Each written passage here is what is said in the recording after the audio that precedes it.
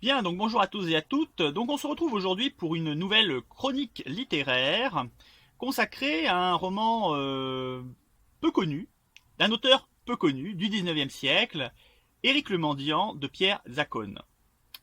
Alors c'est un roman assez atypique, mais avant d'en venir à l'ouvrage lui-même, je vais quand même commencer par parler un peu de l'auteur, Pierre Zaccone, qui n'est probablement pas connu de tout le monde. Alors, Pierre Zaccone, c'est un auteur qui est né en 1817, qui est mort en 1895, et qui va connaître une longue carrière à succès d'auteur de romans feuilletons, principalement. C'est un spécialiste du roman feuilleton, parfois écrit à plusieurs mains. Il va notamment en écrire en collaboration avec Paul Féval. C'est un auteur qui va jouer un rôle aussi très important à la fin de sa vie dans le développement du roman policier français. Il va écrire, voilà, c'est un des pionniers du roman policier. Il va en écrire plusieurs, notamment sous forme de faux souvenirs de commissaires de police. Hein. Ces fameuses mémoires d'un commissaire de police en 2 volumes va être un de ses ouvrages les plus connus. Et il va aussi participer à la création et à la direction de la Société des gens de lettres. Donc c'est un personnage important à la fois comme écrivain, dans son époque hein, bien sûr, parce qu'il est aujourd'hui tombé dans l'oubli, mais c'est quelqu'un qui va jouer un rôle important dans le monde des lettres en tant qu'écrivain, dans son temps, et aussi en tant qu'institutionnel hein, au sein des institutions littéraires. Donc c'est un auteur qui va avoir du succès, hein, il va d'ailleurs acheter un château en Bretagne, il ne va pas vivre dans une masure, il va effectivement s'installer en Bretagne à la fin de sa vie, ça va avoir une importance dans le cadre de l'ouvrage que je vais étudier par la suite, donc Éric Le Mendiant. Donc il va s'installer en Bretagne, acheter un château, il va effectivement avoir certains moyens hein, que beaucoup d'écrivains de l'époque et contemporains d'ailleurs actuels n'ont pas. Donc c'est un auteur à succès. Et Éric le Mendiant est un ouvrage qu'il fait paraître en 1853. Mais à la différence de ce que je viens de vous dire, ce n'est pour le coup pas un roman feuilleton. C'est même tout à fait l'inverse. C'est un roman court. C'est d'ailleurs, est-ce que l'on peut vraiment dire que c'est un roman? C'est une question qui se pose, puisqu'il fait autour de 90 pages. Donc oui, c'est peut-être un roman court, c'est trop long pour une nouvelle. C'est un format atypique et c'est ce qui fait effectivement toute la singularité de ce Éric le Mendiant. Difficile de savoir effectivement ce qui a motivé ce format qui, pour ma part, ne m'a pas totalement convaincu. On peut même dire que ça a été l'inverse. Hein. Je n'ai pas du tout été convaincu par ce format qui n'a pas l'efficacité brute d'une nouvelle, mais qui n'a pas non plus la profondeur et la force d'un roman, hein, qui peut mettre en place une intrigue plus développée, qui peut aussi poser un peu mieux les lieux. Bah là, c'est les personnages d'ailleurs aussi. Là, c'est pas tout à fait le cas. On a un livre assez court qui souffre forcément de son format un peu atypique. Euh, Si c'est un format atypique et qu'il n'a pas vraiment percé, c'est qu'il y a une raison. Hein, c'est que c'est très compliqué effectivement d'être pertinent en 80 pages, d'avoir à la fois l'efficacité de la nouvelle et la profondeur et le développement d'un roman, c'est compliqué. Et malheureusement, je dirais qu'Éric Le Mendiant n'y parvient pas vraiment. Alors, que raconte ce roman? Eh bien, c'est un roman d'amour. C'est un roman qui explore une nouvelle fois, je dirais, le triangle amoureux, avec un veuf breton typique, un peu bourru, qui a une fille superbe et qui voisine avec un jeune aristocrate. Donc vous imaginez bien tout ce que cela peut impliquer. C'est une histoire assez classique, assez basique sur le papier, mais avec quelques petites subtilités introduites, notamment celle d'Éric le Mendiant, qui n'est ni le bourru breton, ni évidemment la fille sublime, ni le voisin noble, hein, l'aristocrate noble, c'est tout autre chose, hein, c'est un personnage, pour le coup, c'est un antagoniste. Donc je développerai par la suite évidemment de quoi il relève. Mais voilà, l'histoire, c'est un triangle amoureux avec bien évidemment tout ce qui va survenir de rebondissements, de quiproquos. Il y a dans ce roman une dimension assez théâtrale, hein, j'y reviendrai bien évidemment. Alors il ne faut pas chercher dans ce roman une grande originalité. De ce point de vue, l'histoire est vraiment très classique, très basique. Je vais commencer quand même par développer les points positifs du roman avant d'aller sur les points plus négatifs ou ceux qui m'ont du moins dérangé. Parmi les points positifs, je dirais, et c'est assez caractéristique, je pense, de beaucoup de romans de cette époque, déjà, c'est la plume.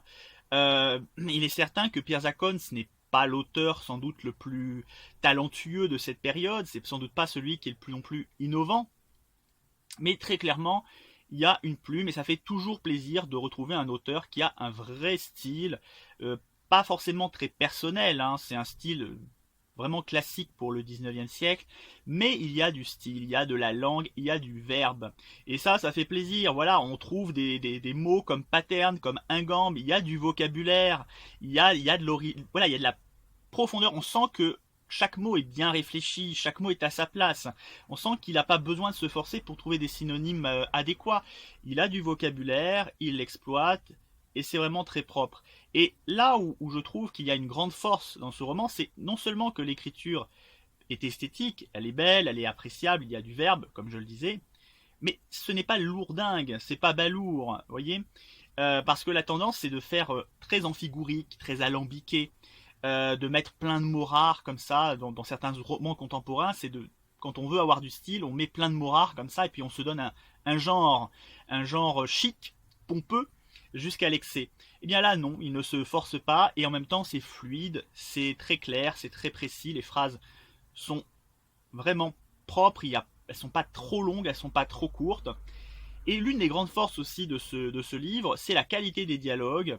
Alors il y a une dimension un peu théâtrale, je dirais que tout l'ouvrage en lui-même a un côté un peu théâtral, il a peut-être d'ailleurs été conçu originellement dans l'esprit d'une pièce de théâtre, mais les dialogues sont vraiment parfaitement écrits, parfaitement ciselés, ils sont rythmés, les répliques fusent, vraiment il y a dans toutes les phases de dialogue dans le roman, on sent vraiment cette esthétique théâtrale qui parfois peut sembler un peu artificielle, mais qui donne vraiment du rythme, du dynamisme, et même il y a des touches d'humour, ouais, il y a vraiment, on sent que l'auteur se fait plaisir dans ces moments-là, et forcément ce plaisir, il est communicatif, et il passe chez le lecteur, voilà. Donc non, vraiment c'est un livre qui est bien écrit, il est propre, stylistiquement il n'y a rien à redire, encore faut-il bien sûr apprécier les plumes classiques du 19e parce que bien sûr bah oui il y a un vocabulaire un peu chargé, voilà, il faut avoir de la langue pour comprendre par certains moments, c'est pas excessif hein, c'est pas excessif, mais voilà il y a des mots, il y a aussi un usage assez approprié je trouve de termes bretons, quelques répétitions quand même à certains moments, mais il y a un usage approprié des termes bretons qui apporte encore une couleur locale, une couleur de terroir. Donc vraiment c'est un roman qui est bien écrit, même si c'est pas encore une fois un des grands écrivains du 19e siècle, sans être un grand écrivain du 19e siècle, c'est pas chaotique, c'est pas dissonant, les phrases sont fluides, c'est propre, et voilà, c'est juste appréciable d'avoir un auteur qui fait bien son travail d'auteur. Donc voilà, on sent vraiment de toute façon toute l'expérience de Pierre Zaccone en tant qu'auteur de romans feuilletons, hein, c'est le but d'un roman feuilleton, c'est que ce soit fluide, c'est que ça coule bien, et en même temps qu'il y ait quand même de la langue, quoi, parce que ça s'adresse à des lettrés qui ont des lettres, voilà, faut aussi savoir cela.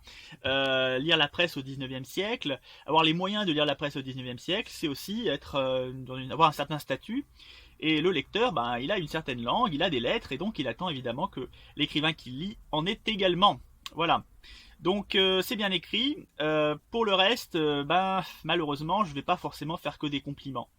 Pour moi, Pierre Zaccone, clairement, voilà, il a vécu en Bretagne, il vivait en Bretagne au moment où il a écrit Éric le Mendiant.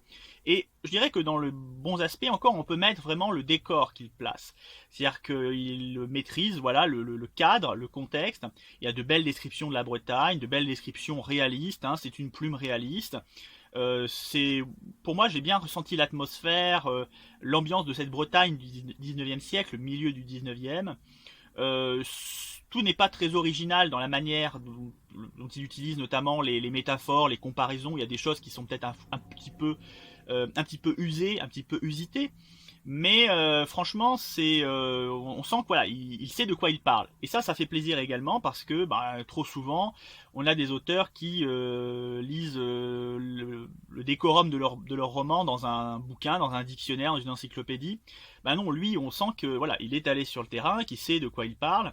Il décrit très bien aussi les costumes, voilà, les spécificités des costumes en fonction des régions bretonnes, puisque le roman se passe sur deux, trois régions différentes. Il maîtrise bien voilà le costume de chaque paysan, donc ça c'est vraiment bien. Par contre malheureusement ben oui les personnages et de manière générale l'histoire ça va beaucoup moins bien. Alors pour les personnages ben déjà on a des clichés, voilà le personnage féminin principal c'est un cliché qui n'a pas vraiment de relief. Euh, le personnage du père, c'est un breton bourru assez classique. Finalement, le personnage le plus intéressant, c'est le personnage d'Éric le Mendiant. Hein.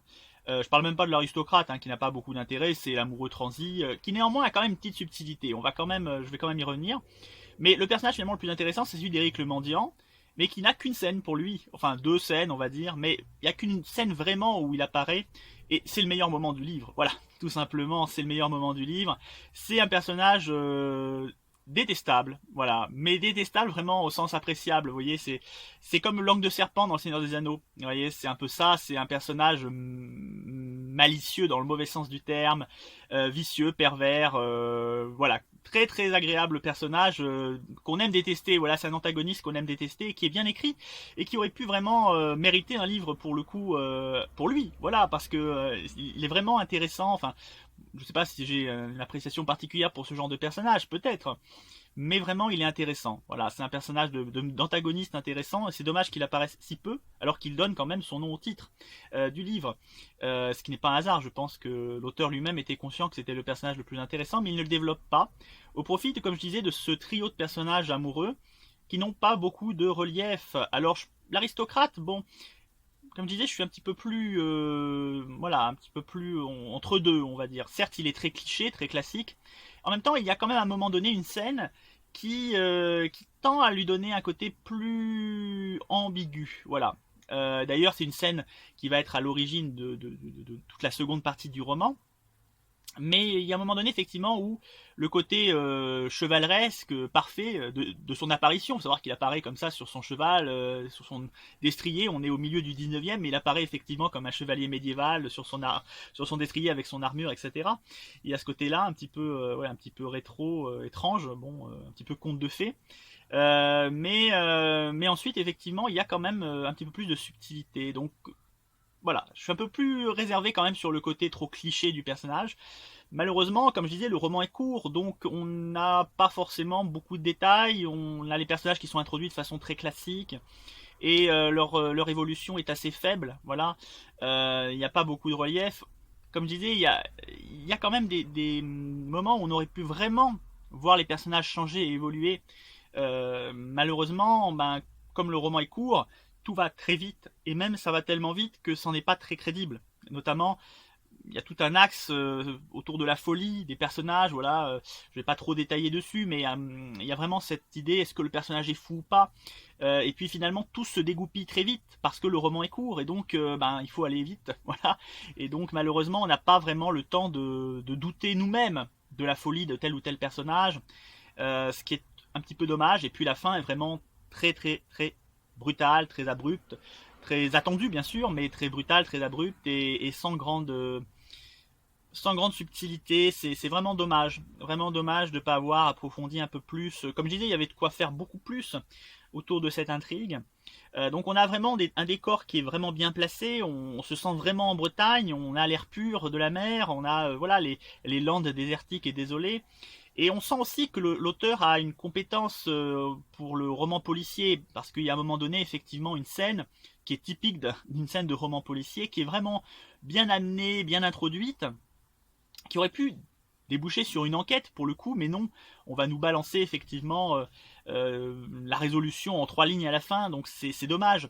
Et vraiment, pour moi, le point le plus négatif du livre, c'est que Éric le Mendiant, qui est donc le personnage qui a donné son nom au titre, le personnage éponyme pour ainsi dire, ait si peu de place et qu'il soit balancé, mais à la fin c'est vraiment il est balancé, quoi. Voilà, il est jeté à la mer, comme ça on s'en débarrasse.